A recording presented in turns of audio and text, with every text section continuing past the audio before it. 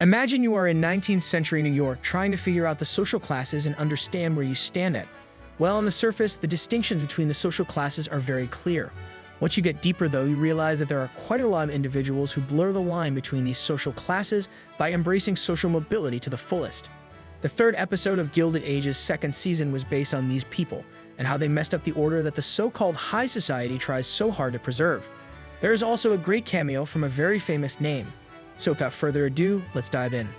First of all, let's talk about Turner and her attempt to ruin the Russell family. After the shocking reveal of the previous episode, we saw in this episode that Ms. Russell was ready to acknowledge Turner's presence as a lady simply to gain leverage in society.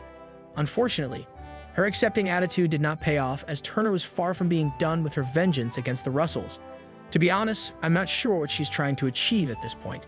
When she made a move to Mr. Russell, it was clear that she was trying to be basically a sugar baby so that she could secure her life and wealth. But right now, she is already in a secured position as she got married to a very rich man. So at this point, I would have expected her to act more strategically, trying to convince Ms. Russell to befriend her so that they could help each other climb up the social ladder.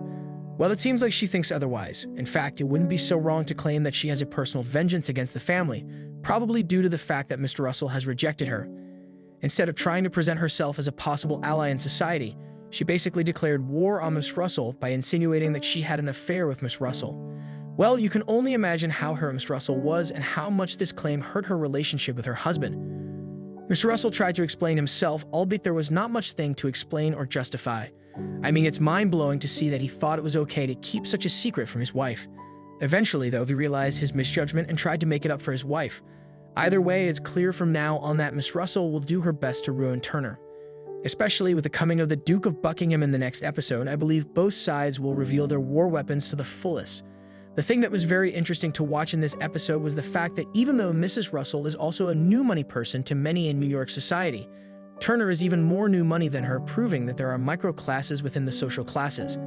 Weirdly though, since Turner is married to an old money man, she does not face the discrimination that Ms. Russell faces, which seems unfair. It was also interesting to see how the servants were reacting to Turner's success, proving that anyone can find a place for themselves in the high society if they are ready to go all the way for the sake of it. While Turner was representing the climbing up the social ladders, Watson represented the climbing down of the social ladders. He was a gentleman once, and yet he lost everything, becoming a servant eventually. Now he is forced to even leave the state, simply because he is a threat to her daughter's social status in the city. Is it heartless to separate a daughter from her father like this? Yes. Is it a mandatory situation in this world? Absolutely. But this was not the last of the social class representation in this episode.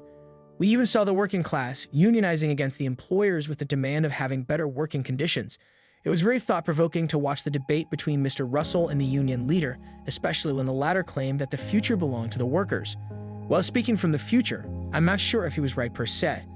Apart from the social classes, we also witnessed a new romance is being flourishing between the new Reverend and Mrs. Brooke. Both in their middle ages and unmarried, they seem to have found a very valuable friendship in each other, likely to turn into a romance. I can already see Agnes going against such a development, but I can't help but ship the two as they seem perfect for one another. But what do you think? Do you think it is Ms. Brooke's time to fall in love? What about the social class differences in the show? Do you think much has changed since then? Let me know what you think in the comments below, and don't forget to like, subscribe, and share the video. Thank you for watching. See you soon.